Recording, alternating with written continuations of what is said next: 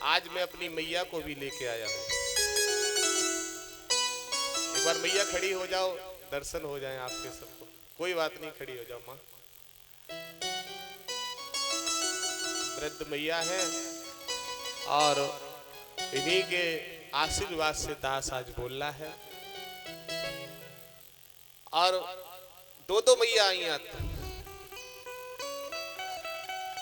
एक मैया ने जन्म दिया और एक मैया ने मुंह से बेटा और मान लिया है, तो दोनों मैया आई।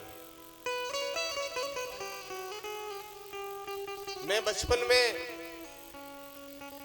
इसको बांध दीजिए, इसको कोने को, छोटा था 6-7 वर्ष का। मुझे याद है मेरी मैया ने, मेरे पिताजी धोती बांधा करते, उसको फाड़ के 2 टुकड़े कर दिए थे। पिताश्री रामचरितमानस का पाठ करते थे, वो संत थे। तो मेरी मैया मुझे स्नान करा के उनके पास बैठा दिया करती थी। और परिवार के भी, यहां तक भाई भी कहते थे कि एक दिन देखना बाबा बनेगा। मैं आज तक बाबा नहीं बन पाया। मैं उसी दिन से भक्त बना प्रभु का। भक्त और बाबा में बड़ा फर्क है। भक्त और बाबा में बहुत बड़ा फर्क है। 2016 में जिस समय धीरी त्यागी पूरा परिवार रुदन के साथ विदा कर रहा था, जिस समय आश्रम दास ने बनाया, तो सब लोग ये कह रहे थे कि अब इनके दिन खराब आ गए। क्योंकि घर से मैंने केवल एक गाय खोल के लाया था जिसकी सेवा करता था, बाकी एक कटोरी भी लेके उस जिस जगह पवित्र आश्रम बनाया है, कौन कौन दर्शन करने गया धाम के। जो कुटिया आप देख रहे हैं वो कुटिया दास के हाथों से ही बनी हुई, वो पूरा खेत था। 19 जनवरी 2016 को आदि शक्ति का दर्शन हुआ। बाबा कैसा चमत्कार हुआ कि वहां जय जयकार होने लगे। मैं इस बात को इसलिए कह रहा हूं कि जिस दिन से प्रभु की शरण में गया, आज वो समय आ गया कि मेरे ड्राइवर ये पूछते हैं कि महाराज जी कौन सी गाड़ी में बैठ के चलोगे। ये सब उसकी कृपा हुई, ये सब उसकी कृपा हुई। मैं आप सबसे कहूं कि प्रभु की शरण में जाने में थोड़ा समय तो लगेगा, थोड़ा समय तो लगेगा। आम का वृक्ष लगाओगे तो थोड़ा लेट होगा, और बकेना के वृक्ष लगाओगे तो 2 साल में तैयार हो जाएगा। लेकिन आम के वृक्ष पे फल आएंगे जिसको हम ग्रहण करेंगे, बकेना पे कुछ आने वाला। तो हम भक्ति में जब प्रवेश करते हैं थोड़ा सा समय लगता है, और थोड़ा सा समय लगने के बाद वो ऐसा, सबसे बड़ी बात एक है कि उस धाम पर आज तक किसी से कोई ना पर्ची कटी, ना कोई रसीद कटी किसी से।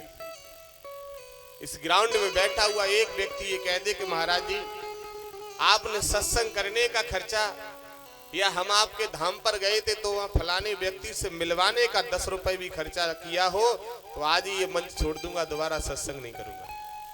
एक व्यक्ति इस बात को कह दे कि महाराज जी मुझसे वहां 5000 रुपए ठग लिए गए। ठगे जाना पाप है, ठगे जाना जो है वो पाप नहीं है, लेकिन ठगना पाप है। कभी भी किसी को गुमराह मत करना। कोई कितना भी बड़ा आपके सामने दरवाजे पे गरीब आ जाए भूखा, उसे भोजन कराना, लेकिन स्वार्थ से ना कराना, कभी स्वार्थ से ना कराना। कोई संत महात्मा आ जाए भूखे हैं और वो कहें कि मैया भूख लग रही है तो उन्हें भोजन करा दो, लेकिन इस भ्रम से ना कराना कि संत भगवान हमें आशीर्वाद दे जाएंगे। ये मत, स्वार्थ मत रखना। आशीर्वाद तो वो दे ही जाएंगे, स्वार्थ मत रखना। और अपने जो परमात्मा ने आपको पैर दिए हैं ना, आपको जो नेत्र दिए हैं, आपको हाथ दिए हैं, उन पर स्वयं खड़े होने का प्रयास करो। सगा भाई अगर आर्मी में जॉब करता है तो उस पर भरोसा मत करो, क्योंकि यहाँ बदलते हुए कोई समय नहीं लगता। हो सकता भाई आपका साथ दे लेकिन भाभी ना दे। सबसे बड़ा धन जो है, कोई तन दुखी कोई मन दुखी कोई धनविन रहे तो दास, थोड़े थोड़े सब दुखी सुखी प्रभु के दास है। बहुत सुख मिलता है। अंतःकरण में झांक के तो देखो, जहां माताएं हमारी जहां बिंदी लगाती हैं, जहां आप लोग तिलक लगाते हैं, दोनों भुओं के बीच और बीच में 10वां द्वार है। आप कभी साधना पे बैठ के तो देखो। पिछली वर्ष 2023 में मई के महीने में एक आदि शक्ति ने कहा कि 8 दिन तक तुम्हें तपस्या पे बैठना है, अन्न जल और निद्रा का त्याग करना है। कई भक्त इसमें होंगे, उस तपस्या में बड़ा सहयोग दिया। मंगलवार को रात्रि में 10 बजे में अंदर प्रवेश कर गया, बाहर से ताला लगवा दिया मेरे कमरे में, और दूसरा मंगल पड़ा तब बाहर निकल के आया तो शरीर पीला पड़ गया था। बाकी कोई हमें दिक्कत नहीं हुई, वो तपस्या पूर्ण हुई, उसी का आशीर्वाद है कि आप लोग इतना स्नेह करने लगे।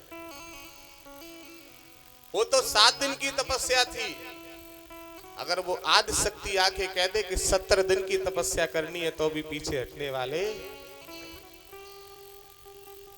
ना। मुझे भूख लगती है ना प्यास लगती है, सुबह से शाम तक जल भी पीने का कभी वो अंदर से वो नहीं करता।